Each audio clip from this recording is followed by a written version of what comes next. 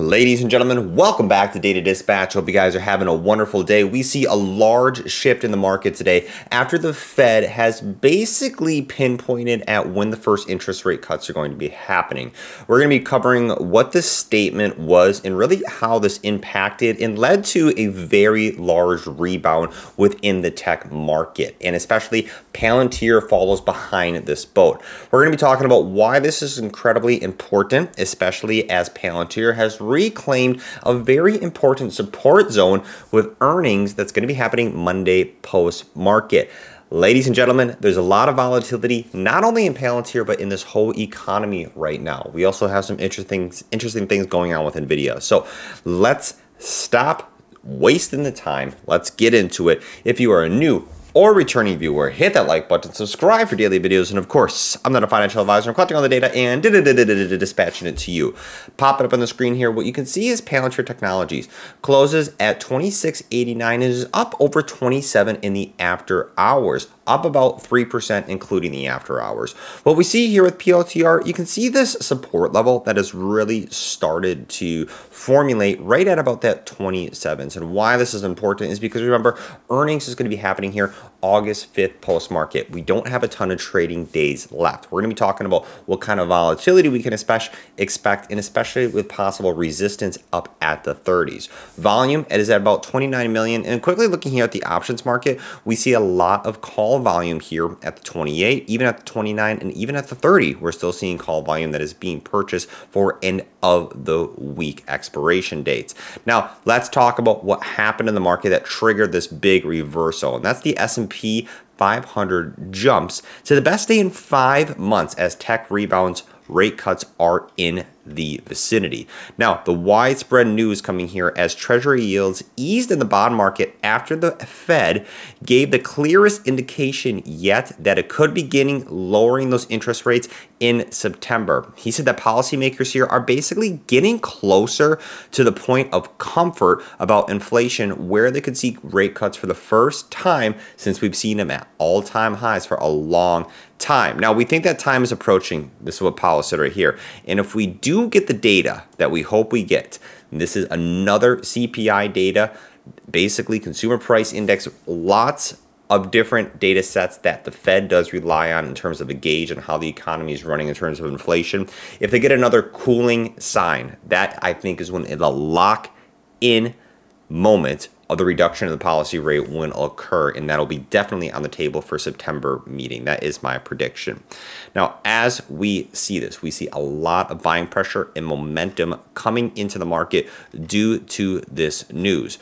Also, in addition, we're seeing different stocks, and especially stocks here in the Magnificent Seven, doing well. Microsoft releases their earnings reports a profit here, and even revenue for the latest quarter. We see a little bit actually of a reduction. However, we are still seeing great earnings reports. And we also have Meta, Amazon, Apple that all are going to be continuing to report. In terms of what's happening with Palantir, an undervalued story. Now, we know, of course, Palantir trades at a very high price. So this is where earnings really is going to be about buying the rumor and sell the news, but also going to be buy the rumor and buy more on the news response. And the reason why is because right now, Palantir has a lot of eyeballs sitting on it for this day right here, August 5th post-market. And the big question is, can the valuation be justified with the actual earnings that is reported? And that's where a lot of volatility, I think, is going to be coming into this stock particularly. It's an event and a very high stakes event for the company, being able to possibly justify its very high valuation.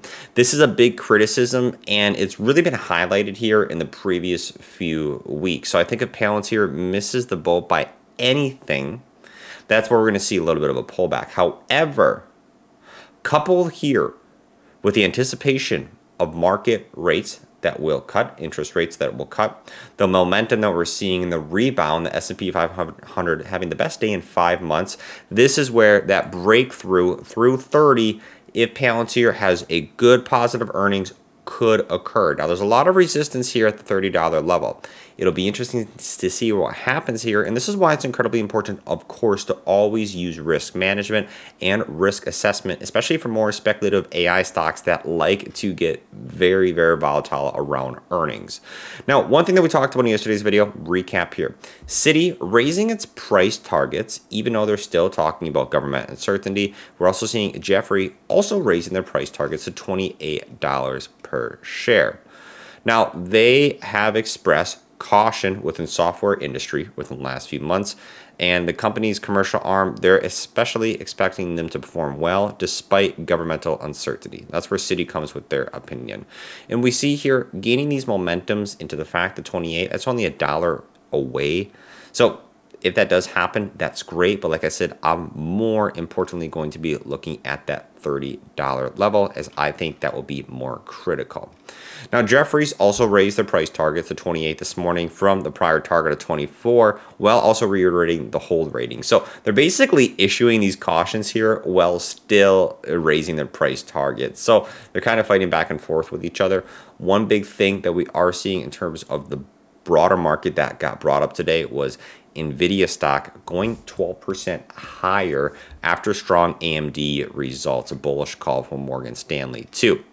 AMD, of course, another semiconductor stock, very big. They quelled some concerns that the AI trade may have run its course. However, the company beat expectations on the top and the bottom lines and posted a better than expected outlook for the third quarter. This shows you here the demand for AI shows no signs of slowing down, and NVIDIA has a positive reaction to that. A lot of uncertainty got flooded in the market, not just this week, but last week, regarding the return on investment on AI and what are the true valuations behind these stocks. Can the earnings reports justify the price that's coming in? Right now, AMD did solidify that. And that's why I think we're starting to see this rebound here. And you can see with all the semiconductor stocks doing very well today in terms of market capitalization gain, valuation coming into them. NVIDIA boosting on here, which does have a big impact on the actual S&P 500. You also have Morgan Stanley on top of that coming in here, calling the stock a top pick after the recent pullback from the record highs in June, basically saying that the sell-off presents a good entry point as we continue to hear strong data points in the short term and the long term.